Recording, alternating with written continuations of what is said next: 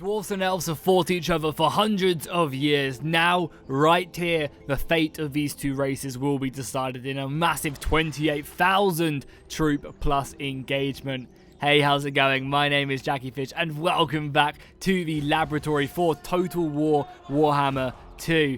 So we have gone ahead and used the AI control mod, which allows me to basically give my entire army over to the AI so we can sit back and watch this huge engagement unfold. And I am really looking forward to this one. The Dwarfs and Elves will find out this day who is stronger. So as you can see, both armies are moving together. We have 14,000 for the High Elves and 14,200 for the Dwarfs. So the Dwarfs do outnumber the Elves slightly. However, the High Elves have spent a little bit more money. I was finding it really difficult to spend as much money as the High Elves as the Dwarfs. I was buying them the most expensive artillery, the most expensive units. I think they have like 7 or 8 units of Iron Breakers, which again are no laughing matter. These Iron Breakers have over 500 men in their unit, which is pretty disgusting.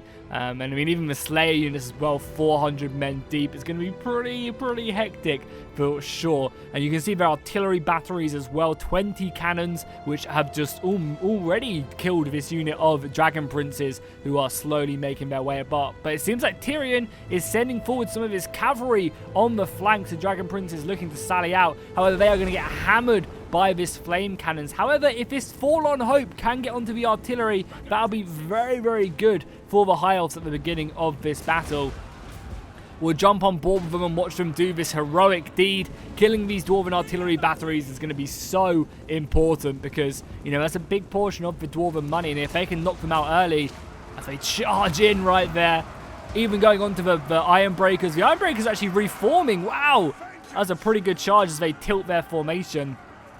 Not a bad charge right there. We have any more charges going in? Yeah, we have kind of a handful of flanking forces, but none of them are really committing to the battlefield quite yet as the rest of the High Elves advance forward. The artillery, though, is now shooting for them, and the bolt throwers are going to be doing some serious damage. You can see they are racking up a lot of kills on the Slayers and this unit of Iron Breakers who are maybe a little bit too far out. We also have a small engagement in the woods as more Dragon Princes do come flying forward. Again, just overwhelming the artillery of the Dwarfs. However, they are going to be sent back packing.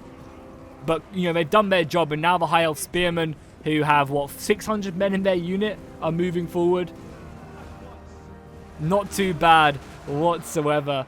We've got some more infantry over on this right-hand side as well. Now engaging, so the battle lines are clashing. We've got Iron Breakers here, supported by Hammerers against High Elf Spearmen. Oh my god, I feel sorry for the Elves right now.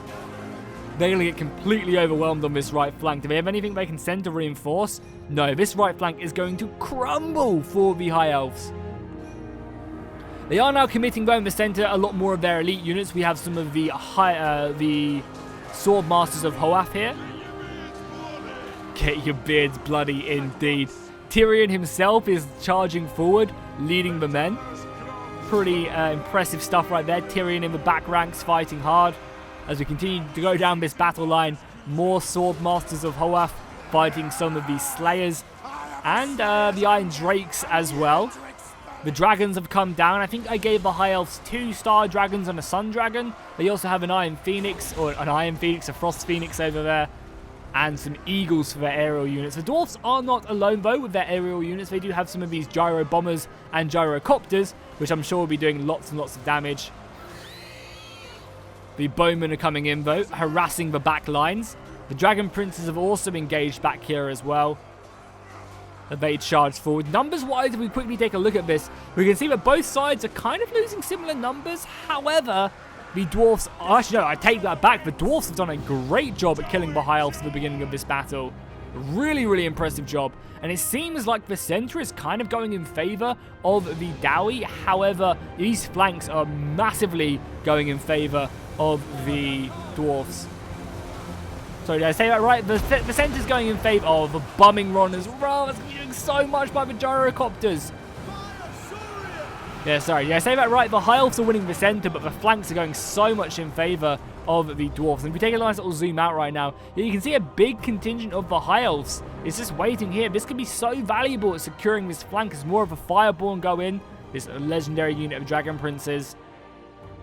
The center is looking really weak, though, for the Dwarfs. But the flanks are looking so great. Also, let's take a quick look at this as well. I want to show you guys how much armor and HP Thorgrim has in this laboratory mode, because we're on such a high unit scale. Thorgrim has 35,000 HP. That's pretty goddamn crazy. That's insane. That really, really is. I think Tyrion also has a ton as well. The artillery just unrelenting right now. It seems like the High Elves have the advantage, even though numbers-wise, they're not really doing too well. The gyrocopters are also being focused down by this unit of bowmen. Back here, we have some of the Shadow Warriors taking down these gyrocopters. I mean, to be fair, I think they're mainly out of their bombs anyway, so they need to go off the map and resupply. They are broken, yeah. Oh, wow, the Dwarfs have won this left flank really convincingly. They need to quickly wrap around, though, and try and reinforce the center. Same over here as well. They're starting to commit more and more men, but a lot of the High Elf Bowmen, we have some Sea Guard right here, who have over 450 men, or 450 men exactly, in their unit, shooting away at the Dwarfs. The artillery is continuing to come in. I think it was a really, really big thing that the Dwarfs basically committed a large portion of their funds on the front line. The AI was being really reckless with that artillery. And because of that, it basically meant that, you know, they were already a couple thousand gold down right away at the beginning of the battle, after them Dragon Princes heroically charged the front line. It'll be interesting to see how many kills the artillery got, considering they were only really up and functional for the first minute of the battle. Also, guys, be sure to let me know if you want to see another laboratory battle. Obviously, right now, we're fighting in the High Elf land, and if the High Elves win this one, which is kind of edging towards they might, I'm definitely not going to write the Dwarfs out of this one yet, though, because, you know, the Dwarfs are known for pretty spectacular deeds, and if they can break a large portion of the High Elf army, I think they'll do a really good job, especially because Thorgrim is just not going to die. He's either going to rout and be condemned and put in the Book of Grudges, or, you know, he's going to win the day, because he is not dying, that is for sure. So yeah, if you guys want to see another one in this, maybe if the High Elves win, we can fight in the snowy wastes of the Dwarven Mountains. And if the Dwarves win, maybe we can push on to like a settlement battle or something. Could be kind of interesting, with a cool custom map. So yeah, let me know, you know, if you enjoy these huge battles, because I mean, look at this. We have 28, almost 29, we have 29,000 soldiers in this battle. You don't get that too often in Warhammer, right? Normally battles in Warhammer last a couple, you know, really are over really, really quickly.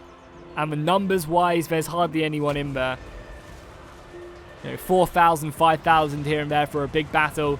28,000 is spectacular. And we've got a little bit of lag here and there, but nothing too crazy, which is also really impressive. Really, really impressive, considering how many soldiers we have. God damn, that effect is so gross. Sorry about that. It's everywhere. It's literally everywhere. This gyro bomber, I wonder if it's, yeah, the gyro bomber's dropped its load already as the archers come flying in. But yeah, considering how many units we have, and the fact that we're having to do this live, I've tried to record this battle twice already, and oh my god, that artillery, man, is just horrific. Look at it. I've tried to record this battle twice already, and unfortunately none of the replays work, so we're having to do it live now, which I think is absolutely fine, but it does mean that the kind of performance is a little bit worse, because the AI is having to calculate all these different moves and what units they're fighting and stuff. Whereas in a replay, that all gets taken away. So considering this is a live battle, 28,000 men is very good. I could probably stick the unit scale up a couple, like maybe 2 more notches as well, and we can test our luck at 40,000 maybe. So if you guys want to see 40,000 men on the battlefield in Warhammer, go ahead and drop a like, go ahead and drop a comment down below. And if we hit, I don't know, 350 likes on this video, we'll come back with another one, and we will try and test out 40,000 men in Warhammer in the Dwarven Snowy Wastelands. Maybe Ungrim, or we'll have to call out the big guns and get the White Dwarf to come to this battle, because, you know, things are dire when the White Dwarf has to get himself into battle, the absolute beast. The High Elves are committing a few more soldiers over to this right-hand side, though, in the forest. The Dwarfs are doing a great job with their huge hammers. But the heavy cavalry along with the sword masters, the artillery still being alive, it's just not looking good for them. I feel like if the dwarves just didn't have their cavalry thrown away, they would be killing so many units. I mean, yeah, look at this left flank. Thorgrim is completely surrounded right now. There is no escape for him. I mean, he's not going to die. Where even is he? He's kind of already gone down, right? Where is Thorgrim? Oh, he's below me. Below me somewhere. Yeah, he's right here. Look how little damage he's taken. He's surrounded by Phoenix Guard, Sword Masters, and White Lions, and he's still just rallying the dwarfs forward. He's just so goddamn tanky. It's actually kind of ridiculous. Also, I feel like the balance of power hasn't really shifted in some time. So maybe the dwarfs are going to have their second wind in this battle. Oh, Thorgrim is... No, how is he almost routing? How did Thorgrim rout from this battle? Wow, that is... Thorgrim, I am disappointed in you. Maybe go, it's just a victory right there. This battle was really short, and the other 2 times I've done this battle, one of them lasted 35 minutes, and the other one lasted like 20 minutes.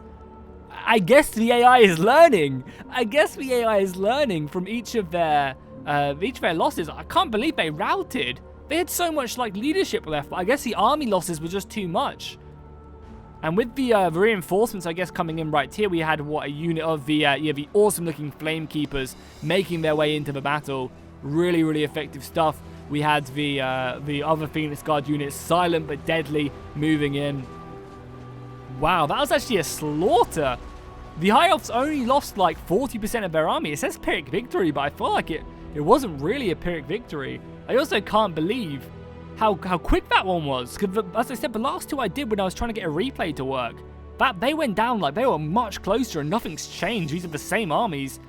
I guess the AI is just learning, you know, Tyrion, because I think Tyrion, no, the dwarfs won the first one, Tyrion won the second one, and then I guess the third one, Tyrion's learned from his mistakes, and now he is just moving in.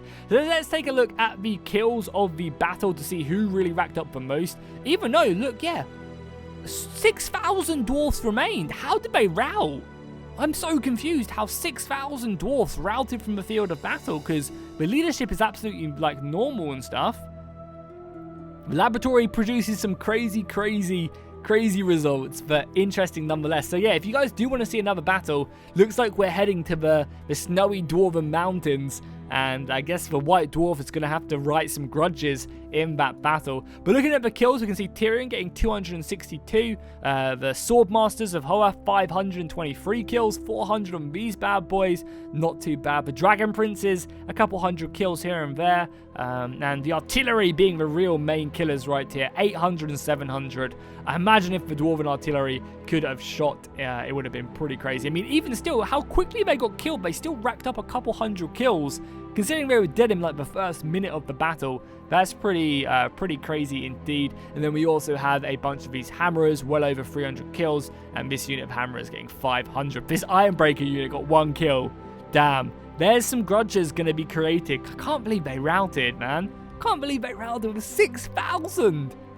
6,000, there was only 2,000 more High Elves left remaining. But either way, that's how the laboratory works sometimes. And as I said, we can probably definitely stick this this times unit up to like maybe 7 or 8 times and see how we get, you know, how we get done. I imagine 7 times is probably around about 40,000.